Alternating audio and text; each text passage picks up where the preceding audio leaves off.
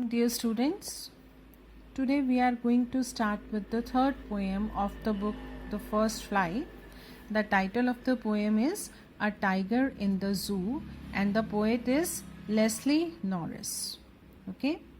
In this poem, the poet brings about a contrast between a tiger's life in the confine of a zoo and his life in his natural habitat.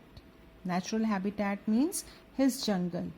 So poet here is trying to show the difference between the life which he is leading in cage and the life which he would have led had he been free in the jungle.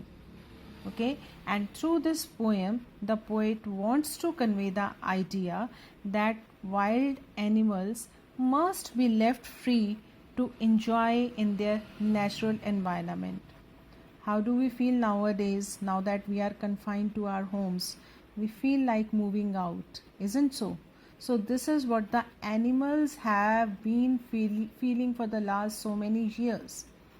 We have played with the nature and now nature is punishing us. So before I start the explanation of the poem, let me first recite it for you. Listen to me carefully. He stalks in his vivid stripes the few steps of his cage on pads of velvet quiet in his quiet rage. He should be lurking in shadow, sliding through long grass near the water hole where plump deer pass. He should be snarling around houses at the jungle's edge, baring his white fangs, his claws terrorizing the village. But he is locked in a concrete cell, his strength behind bars, stalking the length of his cage, ignoring visitors. He hears the last voice at night, the patrolling car, and stares with his brilliant eyes at the brilliant stars. Before I move on to the explanation of the poem, let us first understand the meaning of the words which may be new to you. Okay, let us understand their meaning. Stalks, to move quietly. Vivid, bright. Rage, anger.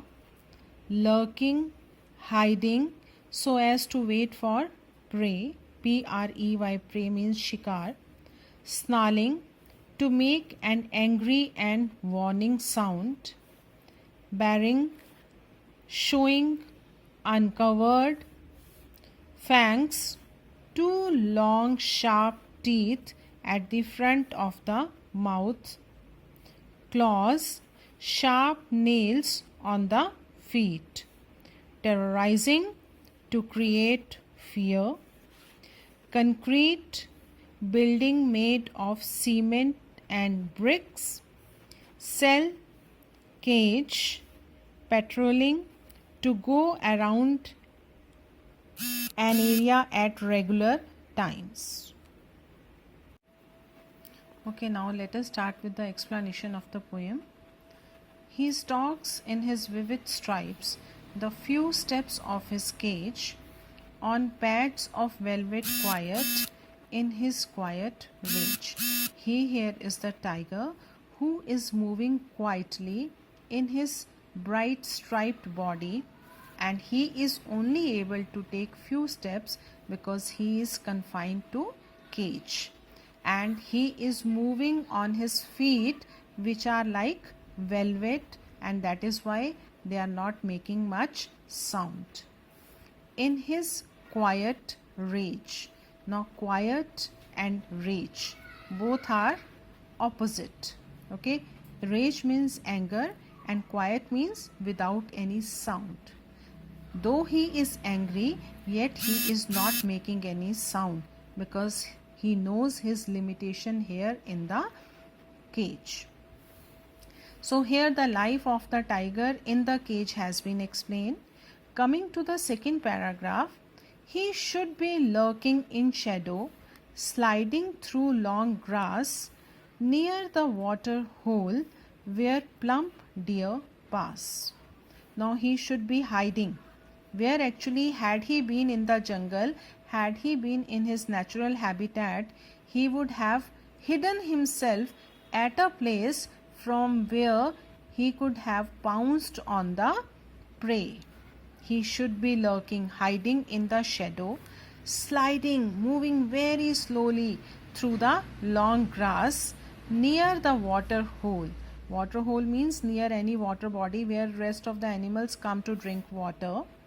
Where plump deer pass, where he must have been expecting that a very little fat deer will come. He will hide himself over there so that he is able to catch his prey. He should be snarling around houses. Had he been free, then he would have roamed around freely at the jungle's edge. Okay, he would have been on the outskirts of the jungle. He would have been snarling around the houses which are on the outskirts of the jungle, baring his white fangs. Fangs means two long sharp teeth at the front of the mouth.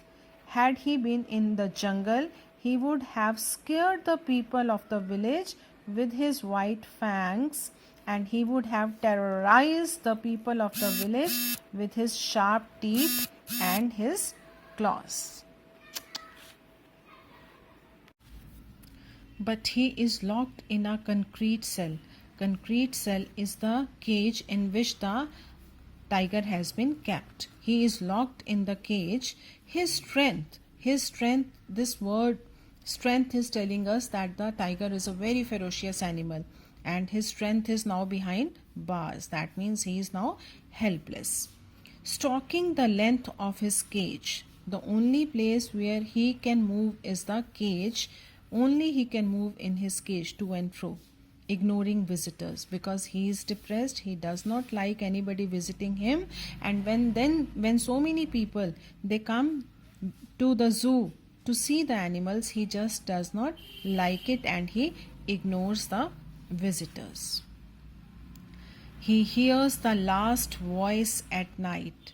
Now the last voice at night is of the zookeeper, okay, and the patrolling cars. Now zoo authorities, they take a round to make sure that everything is at place.